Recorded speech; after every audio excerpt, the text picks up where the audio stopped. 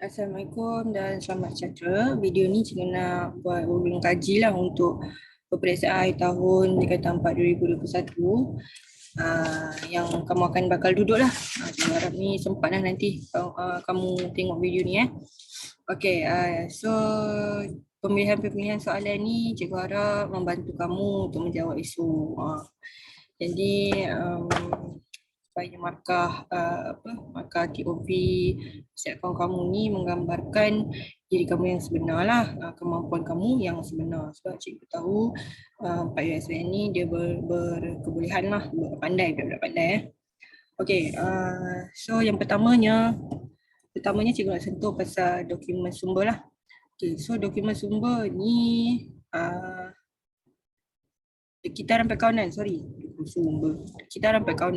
kitaran perkawanan ni ada 8. Jadi tugas kamu adalah untuk mengisi apa dia punya kitaran lah, apa dia punya kitaran dia. So yang first dokumen sumber, yang pertama dokumen sumber, yang contoh-contoh ni tak perlu, cikgu nak kamu terus nanti dalam exam nanti baca soalan lah, elok-elok, apa yang dia mahu sahaja jawab, tak payah nak lebih-lebih, apa yang dia nak tu jawab, cukupilah. So yang pertama dokumen sumber, yang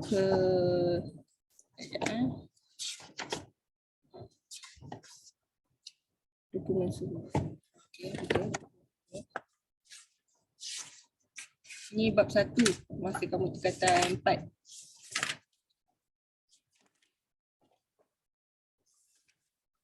Lepas dokumen sumber, kamu akan pergi ke buku catatan pertama lah, ke yang C ledger, lepas ledger imbangan duga, lepas imbangan duga pelarasan, tak perlu, lepas tu imbangan duga terselaras, catatan penutupan dan penyata keuangan. Okay, so kalau tak boleh jawab macam ni, dah berapa markah dah? 4 markah, 5 markah. So ingatlah dia punya aturan dia, mesti aturan dia betul lah. Okay, yang kedua besok nanti exam dia akan bagi maklumat. Ini maklumat.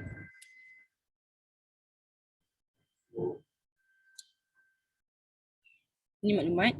Jadi kamu kena masukkan maklumat ni dalam dokumen. Okay, contoh cikgu bagi ni invoice.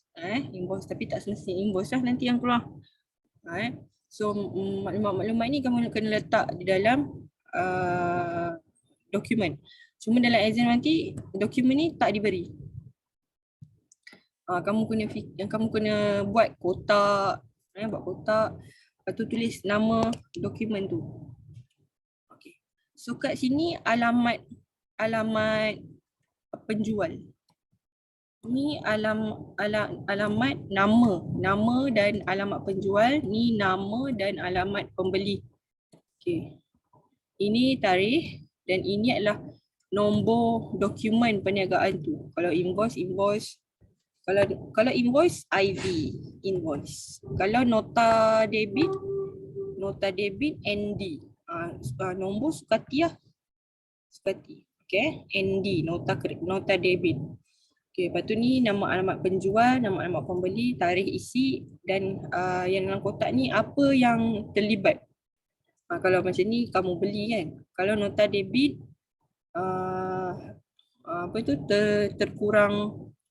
terkurang charge, berapa amount dia. Tulis. Berapa jumlah amount dia. Lepas tu ni dalam ringgit Malaysia syarat kalau ada. Lepas tu sign pun bohong-bohong ni lah. Kalau sini contoh sini Ali, sini Chen, contoh lah. Jadi penerima Chen lah, Chen membeli. Pengurus Ali lah, sign gitulah. Dah dapat 5 markah. Okay. Alright, soalan seterusnya cikgu nak bincang adalah buku tunai runcit. Buku tunai runcit, cikgu percayalah kamu boleh buat buku tunai runcit. Cuma cikgu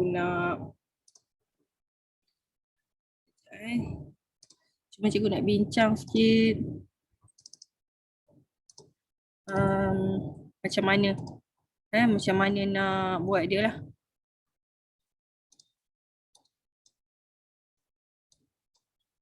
Ni atas. Ni dia ni. Oh, dah bawah dah. Okey, jadual ni akan diberi dalam peperiksaan jadual buku tunai runcit ni. Cuma dia macam ni je. Kamu kena isi ni lah, tarikh, butir, folio, penerimaan, ni pembayaran. Kan? Ni apa? Ni penerimaan. Ni pembayaran. Yang ni apa? Nanti kamu tengok Apa yang sudah? Sekejap. Penerimaan, pembayaran.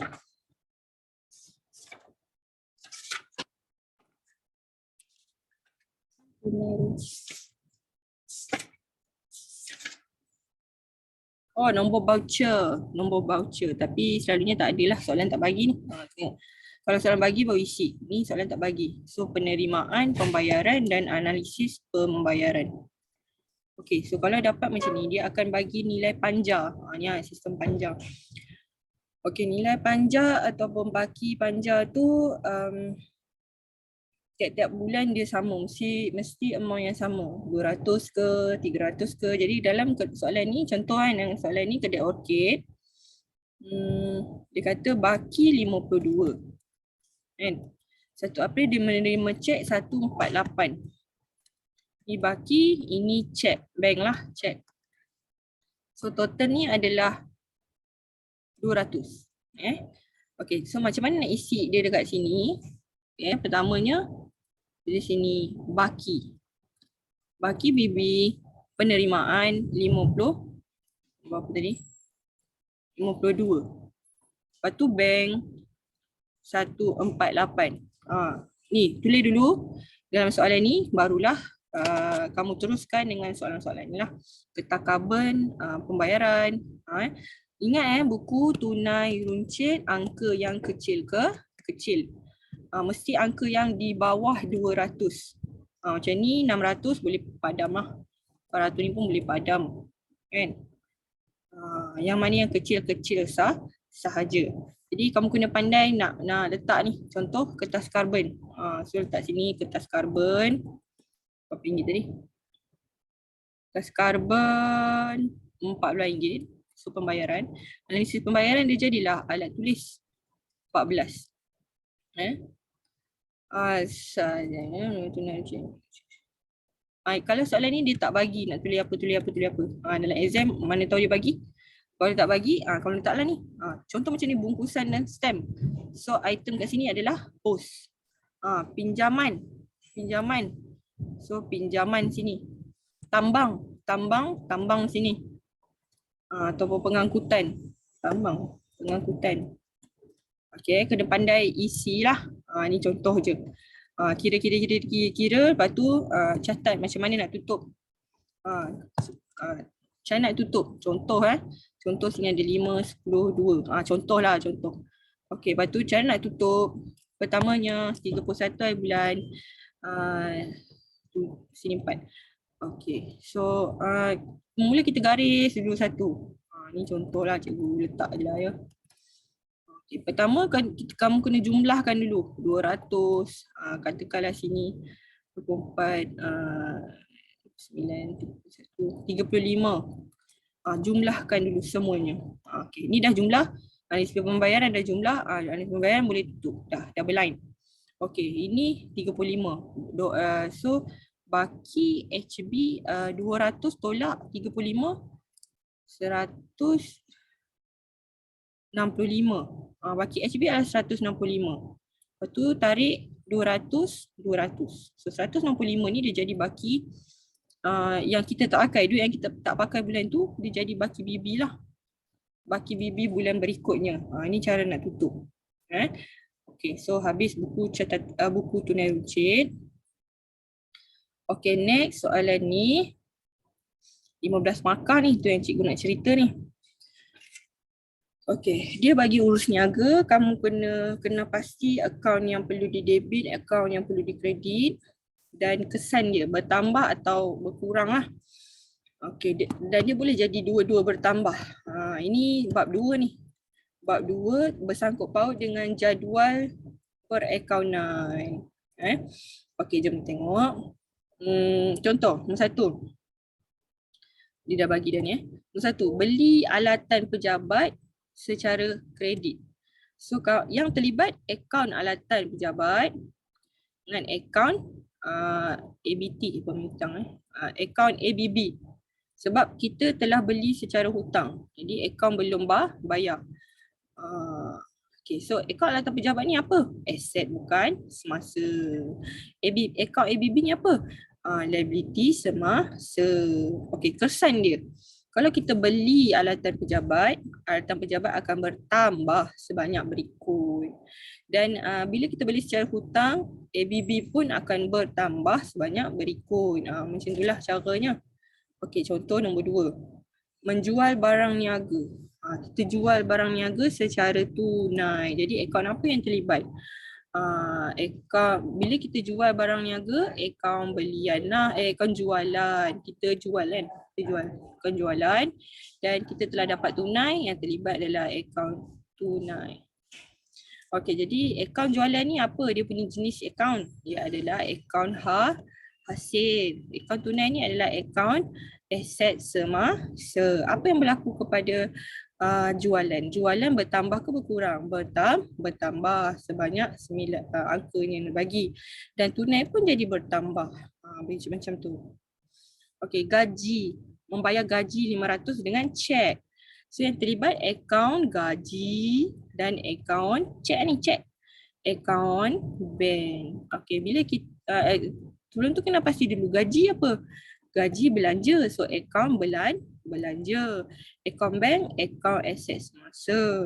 Okey, jadi kalau akaun belanja, kita bayar gaji, belanja akan bertambah 500.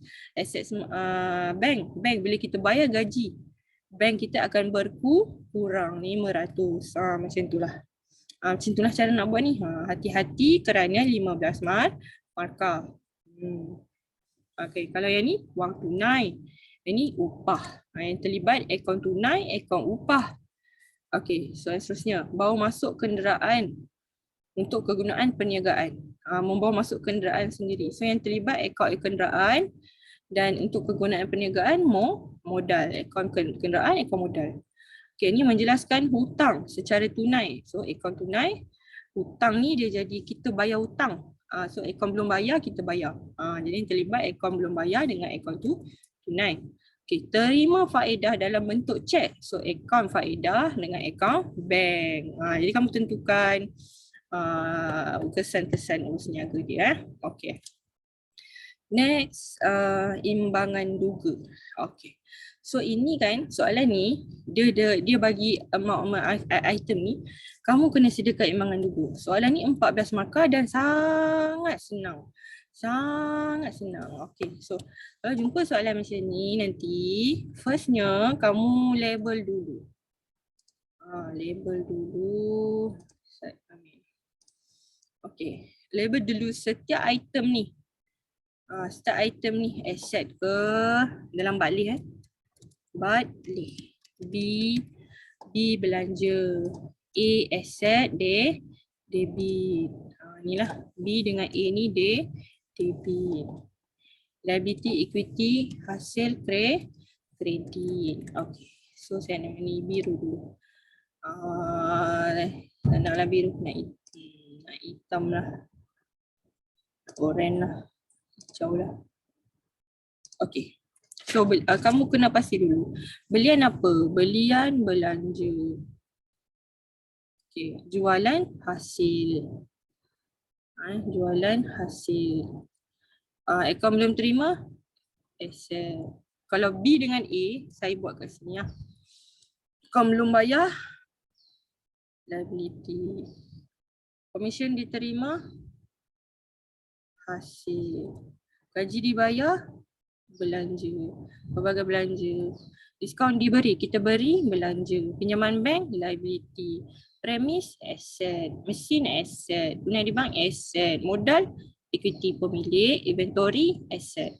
So kita dah kena pasti dah setiap B, A, L, E, H ni. Jadi bolehlah kita buat imbangan duga. Imbangan duga. Siapa tak tahu imbangan duga ni? Imbangan duga ni tulis tajuk dia. Imbangan duga bagi tahun kan, berakhir 31 Mei 2021. Ni bergantung pada soalan lah. Dan imbangan duga ni simple. Dia ada debit, dia ada kredit sahaja. So yang belanja dengan aset ni semua ni, belanja dengan aset semua ni, letak angka dia dekat belah debit bersama dengan butir dia. Contoh belian 15,790. Macam tu. So jualan kat belah kredit 38,350. ABT asset debit. Macam tu. Okay, satu lagi. ABB liability credit. ABB 2160. Ikutlah dia punya ni. 2160. Buat bawah ni semua. Dah label dah tahu dah kat mana. Okay, bawah sekali tambahkan semua debit, tambahkan semua kredit, kita akan dapat angka yang imbang. Okay. 14 markah weh. Alright. So next, seterusnya dia suruh buat apa ni journal arm bagi kesilapan-kesilapan. Okay, so saya dia suruh buat journal arm bagi kesilapan-kesilapan. Okay, jadi journal arm ni cikgu tak bagi ni. Sebab journal arm dia macam ni je. Jadi kamu tulis 1. Okay, tengok kesilapan dia. Apa yang dia buat silap sangat ni? Sekejap, cikgu ambil pen. Okay. Komisen diterima telah dikreditkan ke akaun faedah diterima. Kita dapat komisen, kita masuk dalam akaun faedah. Padahal kita masuk dalam akaun komisen. Kan? Telah dikreditkan ke dalam akaun faedah diterima. Okay, kita dapat 220, kita masuk dalam faedah diterima, kita kreditkan. Jadi kita kena keluarkan daripada akaun faedah diterima, kita kena masukkan dalam komisen. Komisen ni adalah hasil adalah kredit. So tulis dekat belah kredit, komisen diterima, belah kredit ni debit, ni kredit, 220. Yang kat belah debit ni kan kita kreditkan kan, kita kena keluarkan balik. Kita keluarkan balik, kita debitkan dia. Faedah diterima. Dah. Dah. Dia mesti macam ni tau. Yang atas mesti belah debit. Yang bawah dia mesti belah kredit. Dan kalau belah kredit ni kita kena jarakkan sikit dengan tepi. Lepas tu buat keterangan dia. Keterangan dia tersalah catat, tersalah masuk akaun. Dah, tu je, tak payah banyak. Okey, 2 Roman. Belanja membaiki telah tersilap catat ke akaun kenderaan. Macam tadi. Belanja membaiki kenderaan, kita masuk dalam akaun kenderaan. Okey, jadi belanja ni kita kena letak dalam akaun belanja 300. Belanja baiki kenderaan. Lepas tu kenderaan ni tersilap catat dalam akaun kenderaan. Kenderaan ni kan aset kan. Aset debit ni kita kena keluarkan. Kita kreditkan dia 300. Kenderaan. Tulis keterangan ni. Tersalah catat. Tersilap catat. Dah. Silap catat dah. Okey, 3 Roman. Belian kredit 750 daripada syarikat Low telah dikreditkan dalam syarikat Lau. Patutnya Low tapi masuk Lau. Belian adalah debit. Patutnya Low. So sini Low lah. Kita kena debitkan Low 750. Kita kena kreditkan Lau. Tulis syarikat.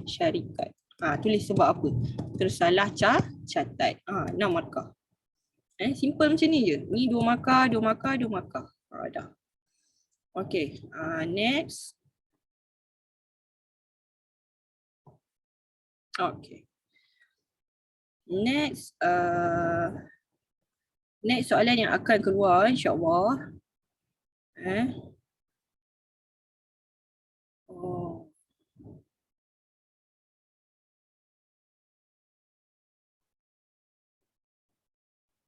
Ni buku tunai dan imbangkan. Dia bagi dokumen-dokumen.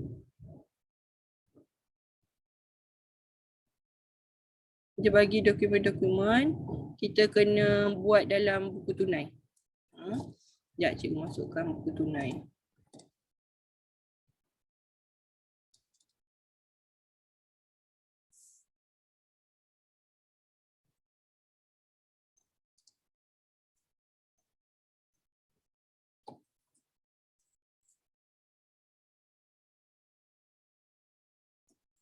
Okay. So ini adalah format buku tunai pun cikgu akan bagilah dalam exam. So jadi yang kalau buku tunai ni belah ini kita panggil belah debit. Ini kita panggil belah kredit lah. Kalau debit duit masuk, kalau kredit duit keluar. Untuk buku tunai ni, cerita untuk buku tunai. Okey, jadi soalan akan bagi dalam bentuk dokumen, kamu kena kenal pasti debit atau kredit.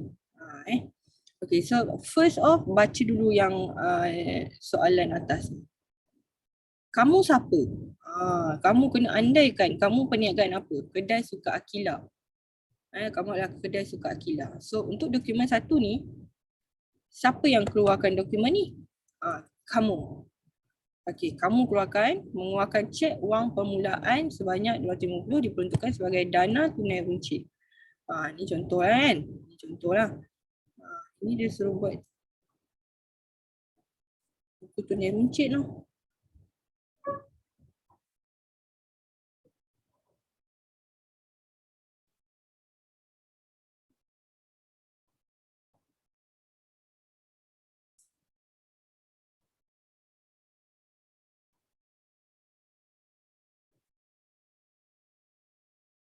Okey, jadi ni dia suruh buat buku tunai runcit. Tapi cikgu nak bagi tunjuk kamu buku tunai. Okey, so ini tak payahlah. Tak payah bincang. Okey, kalau macam ni. Kedai sukan Akila. Kita sudah kedai sukan Akila. So RM15 ni adalah duit keluar. Jadi RM15 ni nanti dekat kredit tunai RM15. Nak tulis apa? Tengoklah pada butiran dia. Ini butirannya upah. Tak payah tulis banyak, satu perkataan je. Okey, ni 3 minuman kaki tangan. Duit keluar. Ini sampul surat. Alat tulis, duit keluar. Macam itulah. Kalau duit keluar letak dekat belah kredit, duit keluar. Kalau duit masuk belah debit. Alright. Okey, ni tak nak bincang banyak-banyak lah. Okey, yang ni. Ini buku kamu ni, snowballing ni. Buku catatan. Okey, ni dia bagi buku catatan pertama semua ni. Nombor 1 ni dia bagi buku catatan pertama. Ada buku tunai. Ni cikgu tak keluarkan kan. Buku tunai, jualan dia ni. Masukkan dalam ledger. Ini pun soalan ni cikgu ada dalam YouTube cikgu. Kamu cari snowballing, ledger snowballing. Cikgu ada buat video macam mana nak selesaikan soalan buku catatan pertama ke ledger. Nanti kamu tengok lah bagi kamu faham. Okay, so itu saja. Itu sajalah cikgu nak sentuh untuk revisi ujian peperiksaan kamu. Jadi tenang, tidur awal malam ni, tenang-tenang menjawab. Saya doakan kejayaan adalah milik kamu. Itu sajalah. Okay. Selamat berjaya. Okay, good luck. Assalamualaikum.